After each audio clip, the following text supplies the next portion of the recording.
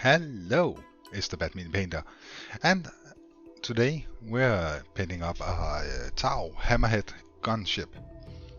Now, time to be a little bit of, well, being kind of honest. So, I call myself the Batman Painter, and that's because I'm not particularly good, and I do these videos because, well, I like the whole process. And honestly, the community is really cool, and you guys who have subscribed, just awesome. So I actually considered for the first time not uploading a video I made due to numerous reasons, but mainly that this one just went, like everything went wrong, and the end result is pretty bad. But again, I'm the bad mini painter, and you can learn from my mistakes, so I can share those as well. Like, there's a point to that, right? So besides the first couple of colors being kind of foggy, apparently my lens on my camera had some grime on it or something, so it has this kind of soap opera effect to it. It will clear up in a couple of colors. So I had a good plan with this. I started out with the Skulker Yellow from Two Thin Coats, and then I started masking everything up and thought, hey, I'm brilliant, because I wanted that cool pattern that you see on the box art, right? So first mistake I made was that I didn't shake my orange fire from Vallejo enough. So it was really thin, the first couple of layers I put on. And I was like, I thought I'd shaken it fairly well. Like, I have strong arms. I was a teenager, so my arm muscles are fairly well built up, like being a teenage boy. There's a masturbation joke in there. So that kind of fucked up. But no worries, I reshook it, and it started coming on fairly fine. And I wanted to do thin coats because you don't want to clunk up everything. And that brings me on to the next color, Mars Orange from scale 75. It dried weird. It dried really clunky, and I wasn't, especially towards the edges of the tape, I wasn't paying attention to how it actually dried, so I ended up having these weird clunks that I could kind of peel off, but it didn't really look that well. So yeah, the whole pattern idea I had, which again I thought was awesome, it turned out pretty bad. And I kind of destroyed the model. You will see later. Like, from a distance, it's fine. It's fine. I can put it on the table. But thinning down the paint and then adding several layers is the right way to do it. But apparently it gunked up where oh, you can see it now, especially on the dark red, the Mars orange part, that I have these gunks, and I do try to clear it up later, but it never really got, it never really became good. So I use Abaddon Black for all the black parts, and that's the vents and the guns and other minor details here and there. And I try to protect my awesome paint job. But yeah, at this point I was actually kind of losing motivation because everything didn't look as I wanted it to look.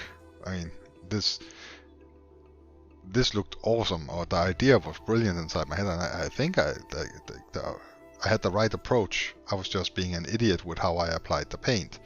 So it's a lesson in not skipping any corners, I guess.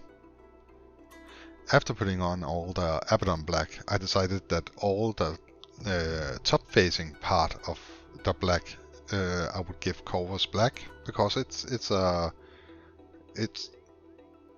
matte black, kind of really dark gray matte black kind of color, and I wanted to simulate light hitting the top-facing parts, and I actually think I did that one right. That wasn't as a bad idea, and the end product is kind of nice. And again, I really like this model, and I was looking forward to painting it. So when things started going wrong for me, it was depressing. I decided to use Cryptek Armor Shade for all the panel lining, which was a good choice because it's a dark brown or kind of a bronze brown, and that complemented the yellow color scheme that I had already fairly well.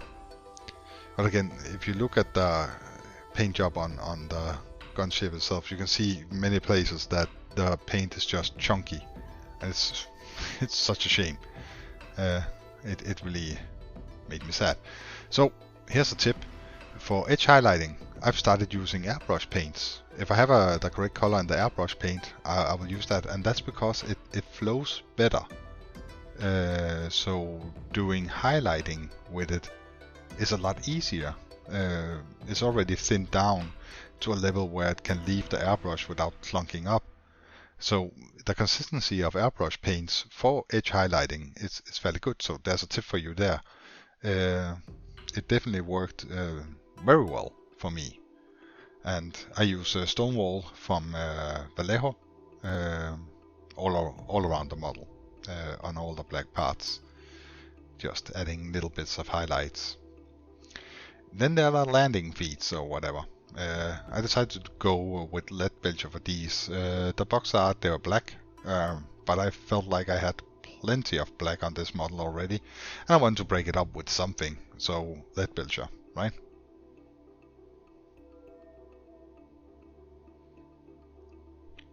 And you can't have lead belcher without non-oil, so I slapped some of that on it.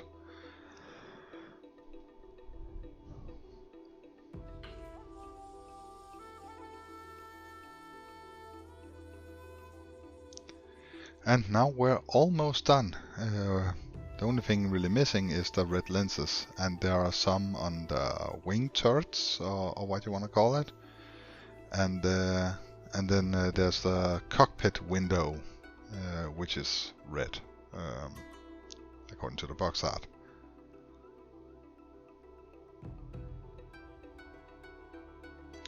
And I use Mephiston red for that, because it's a good red. And it's a Citadel color. I don't often speak highly of the Citadel colors, but this one is good. Finally, I use red tone for the from Army Painter. It's a red wash, just to add the final little detail or depth to the windows, or whatever you want to call it. And then, looking at my shoddy paint job, I decided to say that's it. I'm done with this model. It definitely didn't go the way I wanted it to go. I'm pretty disappointed because I wanted to do better. And you know, you get these models where you want to do a really good job, and maybe someday I will try to start this over and do it again. But from a distance, it looks okay. But when you zoom in on it, you can see all the clunk on the camo pattern thing I did, and it's a shame. I decided to give it some varnish, simply to make the variations in height less noticeable. It evened out everything a little bit with a layer varnish. Anywho, thank you so much for watching. I hope that there was a tip or two you could use in this video. It is definitely my worst paint job. So if you'd like to see bad paint jobs, subscribe. If you're subscribed already, thank you so much for your support. It means a lot to me. And I hope you have an awesome day. We have a limited time, and time is valuable. I appreciate that you spend it on me. I will see you in a week for another upload. Maybe even less.